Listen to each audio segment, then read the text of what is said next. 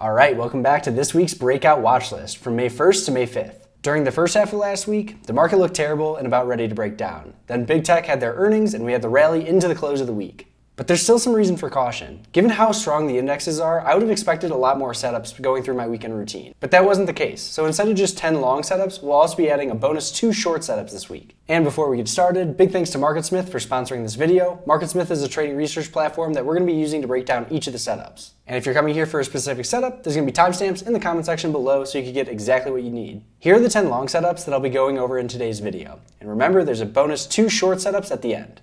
So let's hop over to MarketSmith and get started with these charts. The first stock that we'll cover is ARLO, and this is a stock that I recently traded and I got stopped out on Wednesday. This is one that had the highest volume in over a year on their earnings, broke through the 200-day moving average, very strong closing range there. Spent about 2 or 3 weeks just pulling back into the 8-day EMA, had a nice rally back up to the highs, and then pulled in and got very quiet. And the next day when it broke out, that was my entry point, ran it up and sold a majority into the strength here. Tried to add back in on this day as it got out, but as you can see, it immediately reversed and undercut that low, got stopped out on the rest. But since then, it's been acting really well, pulled into the 21 EMA, tightened up, and now we're just looking for a break over the high of Friday. 651 is a potential entry point. The next stock we have is another high volume mover. This is BZH. Reported earnings on Friday, negative 22% earnings per share growth, plus 7% sales. Not anything crazy there, but it is in the strongest group, according to MarketSmith. Building residentials, number 1 out of 197, has a A+ group strength rating, 95 overall composite, and an individual relative strength rating of 97. This was the highest volume highest volume day in over a year. You can see an extremely strong closing range, I think right at 100% basically. And what we want to see here is either a pullback into 20 that respects the round number, or if we open slightly lower, taking out the high from Friday, 2133 is a potential entry point. With this group, it doesn't tend to be a group that has multiple like 20% days, 15% days. So personally, I would love for the first half of next week where we just pull into $20, maybe undercut it the first day, respect it the second, and then we can go from there. But building, we always want to be focusing on the strongest groups. This is the number 1 strongest group and a stock that had a very powerful move on Friday, so something that we want to keep on our watch list. Next we have CERT, and this comes from the Computer Software Medical Group, 102 out of 197. Not particularly strong there, C+ group strength rating, but with this one, we had a nice move, over 100% move off the lows from 1060 up to just under $25. Pulled into the 21 EMA, nice shakeout, rallied back up to that 25 pivot, and then pulled in again, finding support at the 21 EMA, and 2 really tight price action days. Now, if we go to the 60-minute chart, you can see just how tight that has gotten. And whenever I'm trying to trade, or whenever I'm looking at a setup to trade, I want to see that tightness because I want to be either right or wrong right away. And if I'm wrong, I want to be wrong very small. And that contraction in volatility is something that allows me to be wrong small. And I can be wrong multiple times at 3%, 4% losses. Because when you do get a winner, it pays for multiple of your losses. So always look for price contraction and ideally volume contraction as well. Not as much on this side as I would have liked, but not terrible either. So with this, going back to the 60-minute chart, we're just looking for a break over this pivot. Call it 2432 as a potential entry point. This does have earnings in 10 days. If that's too close for you, that's fine. Just skip this one, go to the next. Next, we have Duolingo, and this also has earnings in about 11 days. If that's too short for you, go ahead and skip to the next one. But I really like this setup. Let's go to a weekly chart on this really quickly so you can see. We put in a higher low back in, let's see, what day was that?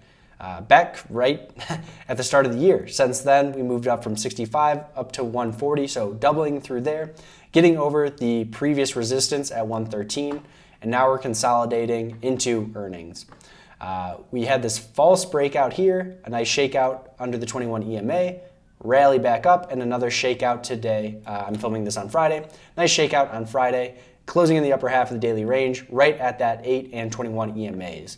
So with this, we're just looking for a pullback buy, taking it over Friday's high, 137.62, and get our stop loss probably not under the low from Friday, that's a little wide for me, but under 133.50 or so for Duolingo.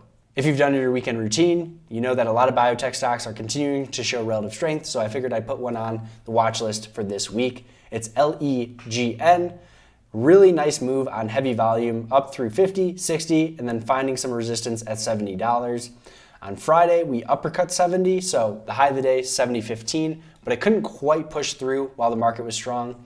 So a couple different ways to play this one. Maybe we need another week where this tightens up. It does have earnings in 18 days, so keep that in mind.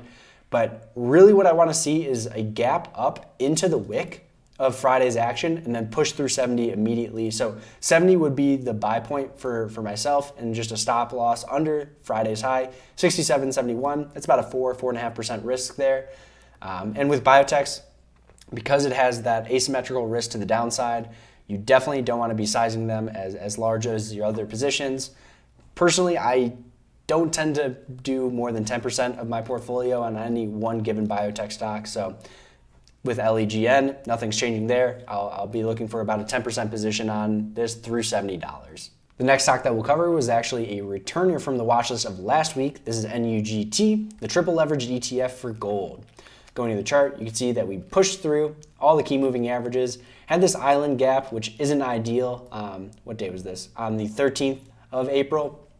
Since then, that's a really good reversal signal right there. If you get that island gap, typically you want to wait at least to the 21 EMA, which is what we're getting right now, pulling back in through the 8 to the 21 EMA, and then we just chopped sideways all of last week. So that's why it can be on the watch list this week again.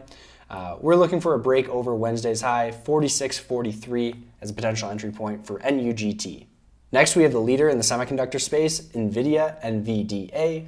Semiconductors, still 13th strongest group out of 197. I know a lot of individual semiconductors had bad weeks, broke under the 50-day moving average for the semiconductor ETF, but that was on Monday and Tuesday.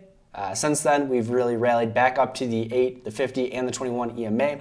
So with NVIDIA being the strongest of that group, if that group can reclaim all those moving averages, this is one that I want to be watching for. It does have earnings in 26 days, but very, very strong, above all the key moving averages. Probably could have bought this on Friday, just breaking over Thursday's high. I didn't take any trades on Friday. If we tighten up and pull back in the first half of next week, that would improve the trade probabilities. But with this, just looking for a break into new highs at 280 for NVIDIA. Next is another FinTwit favorite, ONON. This is one that I've also traded in the past. Don't have a current position in it, looking to get back in. But this had earnings up 150% or 149% year over year. Sales up 89%. Slight after-tax profit margin improvement here. We had a gap up on the highest volume. I believe this was ever, but it might have been just in the last year. Go to a weekly chart to check out this IPO. Similar to Duolingo, with that earnings gap up, we pushed through the previous resistance at $25, cleared that, and now we're making our way back to new highs. What I really like about this was how it handled the action on Thursday. Remember, Thursday, mega cap stocks were rallying, pushing the indexes higher, but a lot of the growth stocks were getting crushed. And this stock too was down about 7%, 6% on the day. Undercut the 21 EMA, found buying support immediately. So nice big shakeout there. And then on Friday, very, very quiet day, closing above the 8-day EMA on less than average volume. So a couple ways to play this. Weakness in the first half of the week. See how close we can get to the 21 EMA. Or on continued market strength, just taking out Friday's high, 32.82 as a potential entry point. And I thought there was only one biotech. I lied. This is the second biotech stock that we'll cover, RVNC.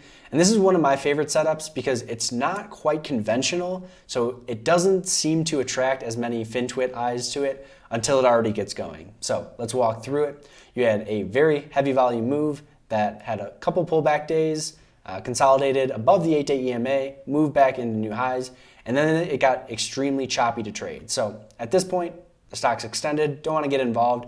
You see a heavy volume break of the 21 EMA and of the 50-day moving average. So at that point, what I want to do is wait for a continued push back over the 50-day moving average that fails. When you break the 50-day on above average volume, I want to see the rally eventually fail and then put in a higher low before the setup really gets together. What this does is it shakes everyone out, gets them back in, and then shakes them out. Can-slim traders don't tend to look at stocks under the 50-day moving average, so when you live under the 50-day for a couple days, it takes the stock off their watch list. We have a minor rally back up to the 50 that again fails, but we're consolidating, lighter than average volume, right at the 8, the 21, and the 50-day moving average. So we're looking for just a break over this downtrend line. It does not have to be perfect. You could just take it with a break over Friday's high, but managing risk with the low of the day, then you get your stop under the 8, the 21, and the 50-day moving average. And if we're taking this on power, it shouldn't reverse and start to break down. If it does, that's a bad sign, and you want to keep your losses very tight. This is RVNC, another biotech, so again, there's additional risk with that. And the last long setup that we'll cover, but remember we have 2 bonus short setups right after this, is YEXT. This is in Computer Software Enterprises, 26th strongest group out of 197. So it does have that A group strength rating, 89 composite with a 98 relative strength rating, very strong. Earnings 41 days away, don't have to worry about that. But most recently had earnings up 150%, then 267% year over year. So nice strong move there. Moved off the low, $4 up to just under $10, so about 150% move already in the works. That's what you want to see. I don't want to be bottom fishing for stocks. I don't have good success buying at the lows. So what I want to see is a uptrend, allow that 200-day moving average to curl up for at least a month, just like Minervini talks about. And what I like here, we pull back, undercut the 50, so shake out a lot of people that watch that 50-day moving average, rally back up, pull into the 50, find buying support, and then really tight price action here on below average volume. So you get that contraction of volume, get that contraction of price, you're going to be able to tell right away if you're right or wrong, and with that contraction comes expansion, one direction or the other, right? But if we're putting exposure on in the market on strength, you at least have the wind at your back when we start that move. So with this, let's go to a 60-minute chart. Maybe just a downtrend line would work, but that's pretty tight. So yeah, I would be looking for a break over 890 and then look to add at $9 with YEXT. And finally, we get to the 2 bonus short setups. The first one is AFRM. What I love about MarketSmith is whenever you can barely see the chart, it's probably a good short setup. So on a weekly chart, you can see a firm in a major downtrend. I've never understood this buy now, pay later setup. And if we're going into a recession, not saying that we are, but if we are, this stuff doesn't make any sense, even more so. So what I want to do is go to a 60-minute chart. And remember, the last week, the indexes pulled back the first half of the week and then rallied hard. Now, what we want to see on a short setup is relative weakness and volatility, not just to the upside, but both directions. And that's exactly what we see with AFRM. We saw an immediate move to the downside and then this megaphone pattern. So volatility is increasing in this name. It's not a consistent bid to the upside. It's not consistent selling just yet. But what we do see is, where did we close on Friday? Right near the lows. Where did the indexes close? Right near the highs. So we have that relative weakness in a stock in a major downtrend. And with this, just looking for a break under this kind of downtrend line at 980 as a potential entry point. Get my stop loss at $10. Very, very tight, about 2% risk there. If it works, it's going to work right away. And remember, when you're shorting, you want to cover a little bit quicker because stocks can only go down 100%, and they're not going to go down 100%. So always, you need to take profits a little bit quicker when you're shorting stocks. And the last setup for this video is LOVE to the downside. This is in retail home furnishing, 72nd out of 197, so only a B group strength rating. Does not have the relative strength rating of 35, so that's perfect for a short setup. Earnings in 40 days, we don't have to worry about that. Negative earnings, and they've also guided down in 2023 for the rest of 2023 and for 2024. Not a good picture there. We've pulled in, we tried to break into a stage 2 uptrend on, let me get the date, on the 18th here. Broke through $30, immediately rejected, came back into the 50 and the 200-day moving average. While the indexes were rallying very strongly the last part of last week, this did not close right at the low of the day and under the 200-day moving average. We're just looking for continuation of the downside, so we break under 26.26, That's our entry point. Or on strength on the first part of the week, if we could take out 27.5 and then immediately fail, I'm going to try to get in at 27.5 as my short and then get to 2-3% risk to the upside and see if we can play this for a downside move. So that's LOVE, potential short. And that's going to be the breakout and breakdown watch list for the upcoming week. If you guys enjoyed the video, please do me a huge favor and leave a like and subscribe to my channel. I make this breakout watch list video every weekend along with other trading related videos.